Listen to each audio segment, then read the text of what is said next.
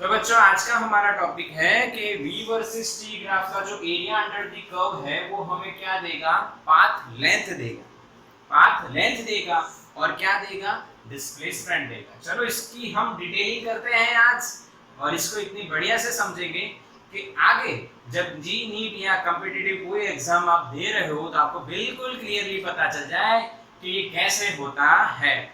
सबसे पहली स्टेप जो हम पढ़ेंगे तो ये कैसे देता है, how area under the curve of v versus t graph will gives path length and displacement. तो एक सिंपल एक एग्जांपल ले लीजिए कांस्टेंट वेलोसिटी का, सिंपल पड़ेगा एकदम इजी। कांस्टेंट वेलोसिटी का मतलब क्या होता है कि v वर्सेस t का जब आप ग्राफ बनाओगे बच्चों तो कोई एक वेलोसिटी u है वही सेम रहेगी। आपको सपोज कर लो टाइम t। मैंने आपको एक एग्जांपल देना है, समझो। मैं कुछ स्पीड से निकल रहा हूँ, जैसे का 10th का रिजल्ट आया तो मैं चलो आपके घर के पास से निकल रहा हूँ तो मैं अपनी गाड़ी को कांस्टेंट स्पीड से ले जा रहा हूँ, मान लो कि 40 किलोमीटर पर आवर। अब मैं चला रहा हूँ 40 किलोमीटर पर आवर, ये एक्सेलरेशन का हैंड है तो मैं ऐसे चला रहा हूँ, ठीक है बेटा। अब मैं निकल रहा हूँ। आप मुझे देखना, मेरे को देखना स्टार्ट किया आपने। जब आपने स्टार्ट किया तब टाइम 0 हो गया आपके लिए, for you are the observer, okay.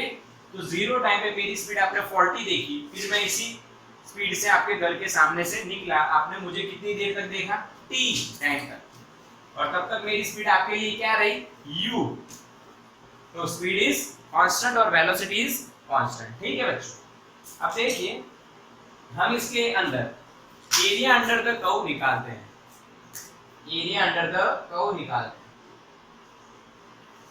तो एरिया अंडर द कर्व कौन सा ग्राफ है, v वर्सेस t ग्राफ, वो हम निकाले बच्चों। तो ये कर्व है आपका, ये क्या है, कर्व है।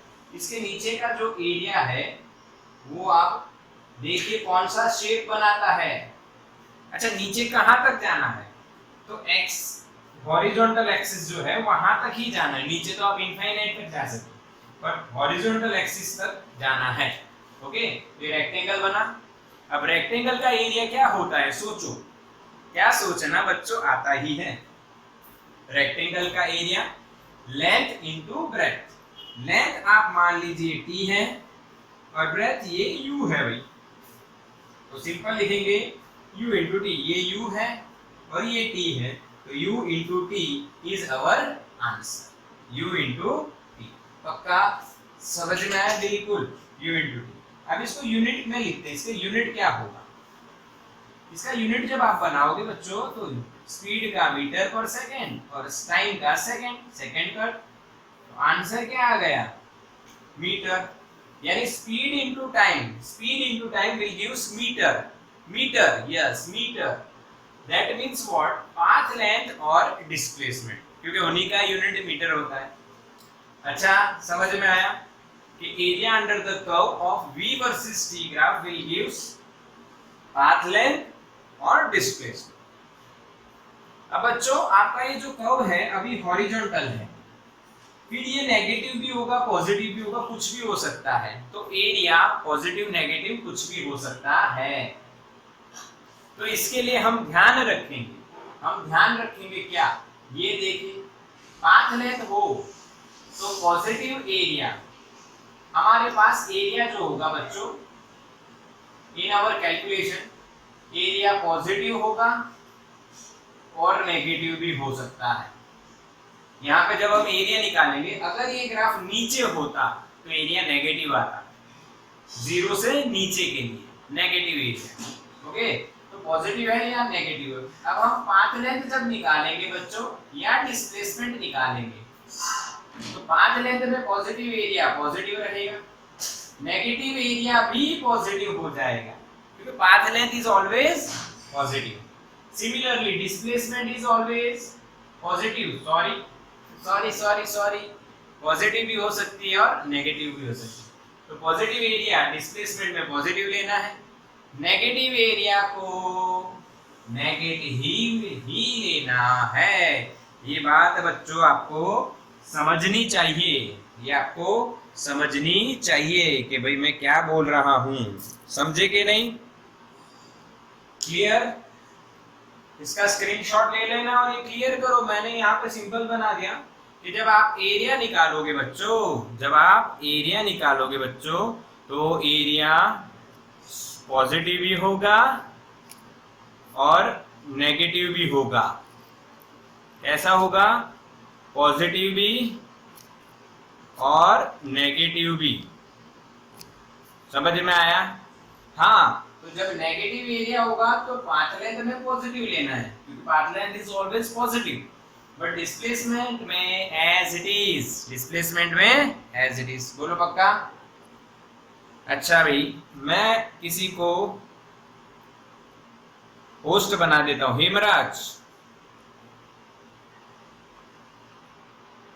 हेमराज तेरे को मैंने होस्ट बना दिया बच्चा, कोई आए तो उसको एडमिट कर लेना, कोई बीमार बच्चा आए तो एडमिट कर लेना। ओके, चलो पाथ लेंथ हमेशा positive, P for positive, positive logic.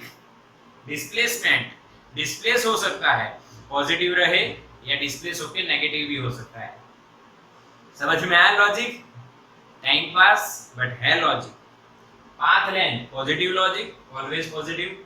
Displacement positive तो होता है पर वो डिस्प्लेस भी हो जाता है कि पॉजिटिव से नेगेटिव भी हो सकता है। ये लॉजिक है, टाइम पास लॉजिक। पर समझ में आया? स्क्रीनशॉट लो बच्चों, एक दी स्क्रीनशॉट ले लो बच्चों इसका, बढ़िया है। चलो डन ना। अब इसके सम्स करेंगे तो ज्यादा आपको पता चलेगा।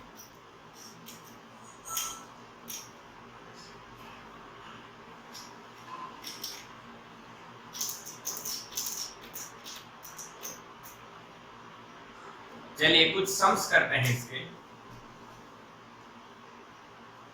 तो पहला स्टार्ट करते हैं एकदम सिंपल एग्जांपल। सिंपल एग्जांपल है, इसका मतलब फटाफट सॉल्व करेंगे। वीटी ग्राफ है, स्पीड की या वेलोसिटी की वैल्यू 3 मीटर पर सेकंड है और ये वैल्यू कम से कम 5 सेकंड तक रहती है। तो यहाँ पे पाथ लेंथ और डिस्प्लेसमेंट कितना? चलो बताओ। 15, यस राइट आंसर। 5 3 15। डिस्प्लेसमेंट कितना होगा? डिस्प्लेसमेंट कितना होगा? 15, यस, वो भी 5 3 15, दोनोné से। अब आपको समझना है बच्चों, यहाँ पे एक नोट लिखवा रहा हूं, यहाँ पे एक नोट लिखना है। नोट ये है बच्चों, if direction is same,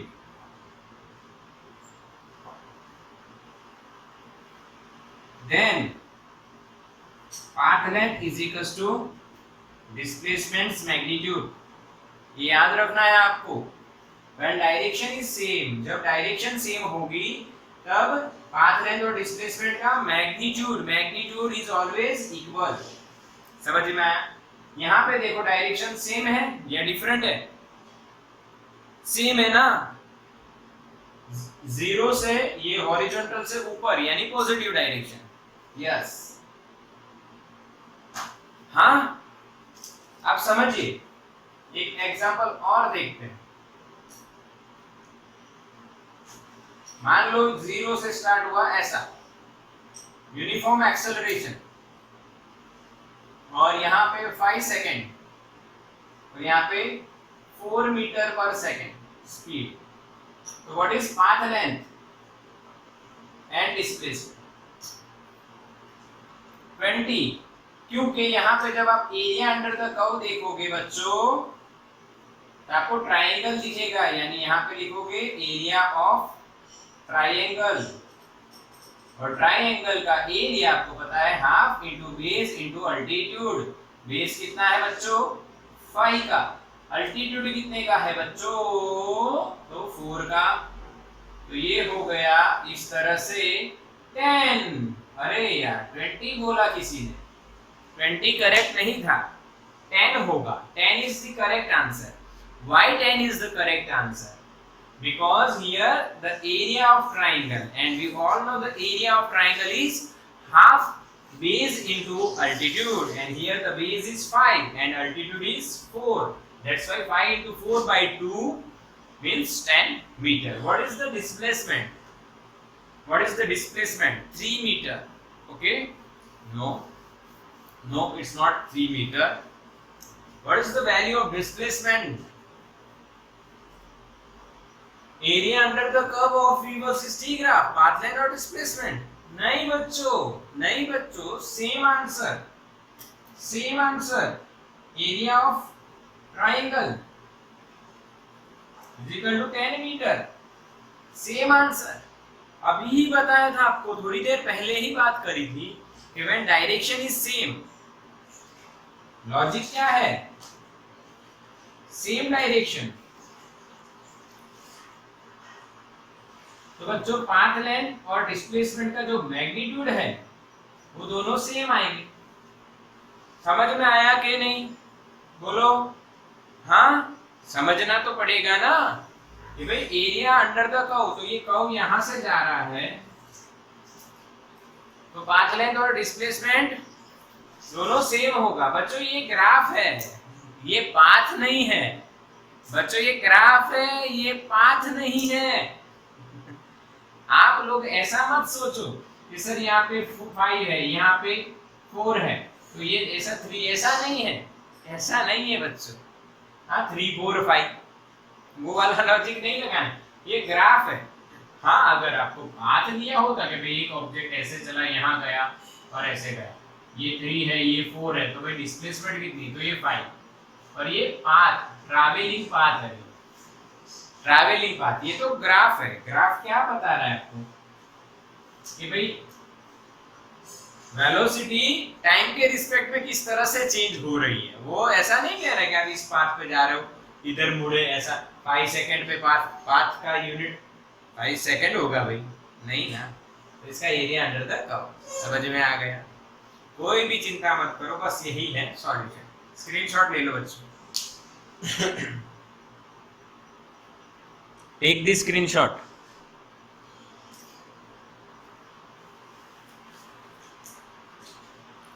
okay done? Yes. अभी और भी सम करेंगे, रुको, आपके कॉन्फिडेंस को इंक्रीज करेंगे, डिक्रीज नहीं। इसी लॉजिक के 2-3 सम करेंगे और, जिससे आपको पता लग जाए कि आपको कंप्लीटली ये टॉपिक समझ में आ गया। आइए, अब एक नीट जेई में पूछा गया ऐसा कुछ क्वेश्चन था, याद नहीं बच्चों अभी, पर पूछा जा चुका, ये फिक्स है।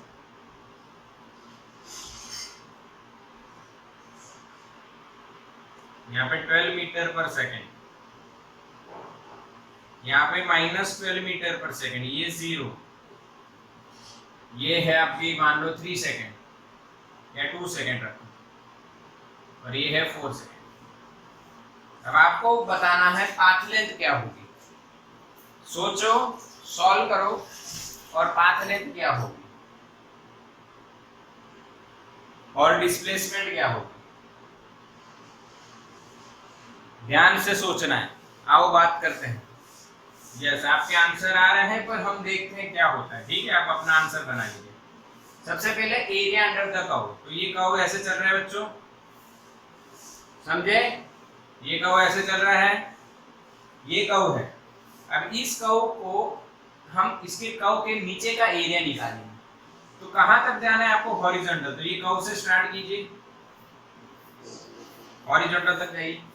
ये कर्व से स्टार्ट कीजिए, हॉरिजॉन्टल तक जाइए। समझ में आया? इसका एरिया क्या होगा? ट्रायंगल है, हाफ इंटू बेस। बेस कितना है? 2 का, और अल्टीट्यूड कितना है? 12 का। Answer will be 12 metre. समझ में आया? Yes, clear. इसका एरिया निकालते हैं बच्चों। हाफ इंटू बेस, बेस 4 - 2, तो 2 सेकेंड हुआ ना, यहाँ पे 2 आएगा। अल्टीट्यूड कितना है? ये वाला, तो आप देखो -12, तो आंसर क्या आएगा? -12 मीटर। क्लियर ना? फिर से एक बार देख लो, समझ लो। ये इस ट्राइंगल का हमें बेस निकालना है, तो ये बेस हुआ, ये 4 है, ये 2 है, तो 4 - 2 is our base and altitude ये रहा जो -12 है, तो -12 और ये +12। अब आपको बात करनी है बच्चों, आपको बात करनी है पाथ लेंथ। तो बच्चों पाथ लेंथ यानी दोनों एरिया का एडिशन 12 + 12 यानी 24 मीटर। क्योंकि मैंने आपको कहा था जब पाथ लेंथ होगी नेगेटिव तो भी उसको पॉजिटिव लेना है। एरिया अगर नेगेटिव है तो भी पाथ लेंथ में positive, because negative indicates that direction changes, but direction changes, but we all know path length is a scalar quantity, that's why we have to take positive sign for it. Okay, now for the displacement. What is displacement? Yes, displacement is 0. Displacement is 0. देखो बेटा समझो, ये vt हुआ यानी मैं चला इधर 5 metre, मान लीजिए सपोज 12 मीटर चला, कितना चला मैं 12 मीटर, फिर वापस 12 मीटर आ गया, तो मेरी पाथ लेंथ कितनी हुई 24 मीटर। अब फिर से समझो, मेरी इनिशियल स्पीड 12 थी, मैं 12 की स्पीड से चलता तो धीरे धीरे धीरे घटाता रुक गया। 12 की स्पीड से चला, 2 सेकंड के लिए चला आगे ना, फिर वापस मुड़ा, यानी 12 कांस्टेंट नहीं थी, मेरी स्पीड घटती गई, तो मेरा जो डिस्प्लेसमेंट हुआ 12 मीटर, क्योंकि इसका एरिया निकाला 12 मीटर इज आवर आंसर। फिर वापस मैं उल्टा मुड़ा, डायरेक्शन बदली और वापस वहां आ गया और -12 पे मेरी वेलोसिटी को पहुंचा दिया 0 से। फिर मैंने कितना डिस्टेंस ट्रैवल किया ऑपोजिट में 12 मीटर, समझ में आया? तो मेरी पाथ लेंथ कितनी हुई 12 मीटर प्लस 12 मीटर 24 मीटर, और डिस्प्लेसमेंट कितनी हुई 0। तो वही तो आंसर है, वही तो आंसर है।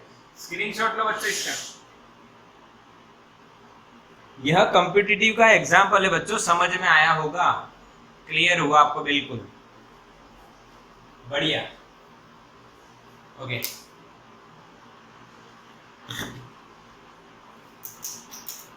चलो एक और करते हैं।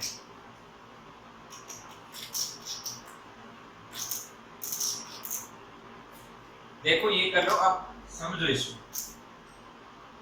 और इसमें हम अब जो करेंगे सम, वो हम नीट और जेई में किस तरह से आप एग्जाम जब दे रहे होगे तब परफॉर्म करोगे, वही मेन है, वही मेन है बच्चों।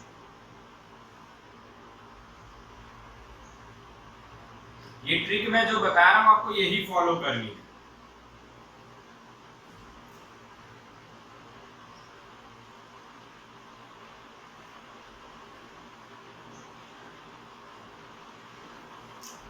ठीक है, आपको फाइंड करना है पाथ लेंथ, डिस्प्लेसमेंट भी सेम ही होगी, अब तो पता है एक ही डायरेक्शन है। तो देखो आप क्या करोगे, डायरेक्ट एरिया लिखोगे इधर, हाफ बेस कितना 2 का, अल्टीट्यूड कितना 10 का, तो आंसर क्या है 10 मीटर। इसका एरिया कितना, ये 2 हुआ बेस, और ये कितना हुआ लेंथ, लेंथ 2 हुई, ब्रेड्थ क्या हुई 10, तो 2 × 10 20 मीटर। रेक्टेंगल बना, रेक्टेंगल बना ना, और ये ट्रायंगल, इसका क्या होगा हाफ बेस 6 - 4, ये 2 हुआ, ऊपर लिखते हैं तो समझ में आएगा यहाँ 2, ओके। और अल्टीट्यूड 10 का ही है तो 10, आंसर क्या आएगा 10 मीटर। अब पाथ लेंथ हो या डिस्प्लेसमेंट हो, सभी एरिया पॉजिटिव है यानी सेम आएगा, सेम डायरेक्शन, 10 + 20 + 10 40 मीटर। समझ में आया? रिपीट करते हैं, देखो एक और बार रिपीट करते हैं। जिसको समझ में आया ठीक, नहीं समझ में आया रिपीट करता हूँ एक और बार। देखो ये पूरा हमारा ग्राफ इस तरह से जा रहा है, जैसे कि 0 से 2 सेकंड तक हमने स्पीड बढ़ाई, 10 तक ले गए, फिर 2 से 4 सेकंड हमने कांस्टेंट रखी, फिर 4 के बाद हमने डिक्रीज करके 6 पे हम स्टॉप कर गए क्योंकि वेलोसिटी हो गई c। अब हमारी इतने टाइम के बाद after 6 second what is path length और डिस्प्लेसमेंट, डिस्प्लेसमेंट और पाथ लेंथ सेम रहेगी इसलिए ऐसा बोल रहा हूँ, और बाकी अलग अलग भी आएंगे अगर डायरेक्शन चेंज। अब यहाँ पे बच्चों इन सभी का आपको एरिया निकालना है, तो शेप देखिए, ये ट्राइंगल बन गया, ये रेक्टेंगल बन गया, फिर ये ट्राइंगल बन गया, तो तीनों का एरिया जो होगा उसको एडिशन करो यहाँ पे। ओके, तो एरिया ट्राइंगल का half base into altitude, base कितने का बना 2, अल्टीट्यूड 10, 2 into 10 20/2 10, डन। रेक्टेंगल देखो, तो ये देखो 4 है, ये 2 है, रेक्टेंगल की ये वाली साइड 4 - 2, तो ये पूरा टोटल 2 हुआ, और ये कितना 10, तो 2 into 10 20, डन। अच्छा ये वाला ट्राइंगल देखो, half base into altitude, half base into altitude, base कितना 2 का, अल्टीट्यूड कितना का 10 का, तो 20/2 यानी 10 मीटर। समझ में आया? समझ में आया। अब टोटल एरिया कितना, what is the value of total area? तो बच्चों टोटल एरिया की वैल्यू रहेगी 10 + 20 + 10, that means what 40, that means what 40, and 40 is our answer for path length and displacement both। बच्चों समझ में आया? समझ में आया कि नहीं? आके ना बोलो, क्लियर ना? एक और एग्जांपल देखते हैं, एक और एग्जांपल देखते हैं, आओ।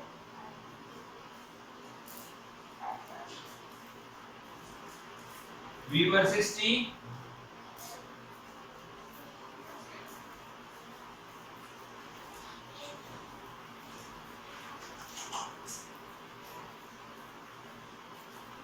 जीरो 2 3 4 एंड यस, इसको आप 5 रख सकते हो, आपकी इच्छा।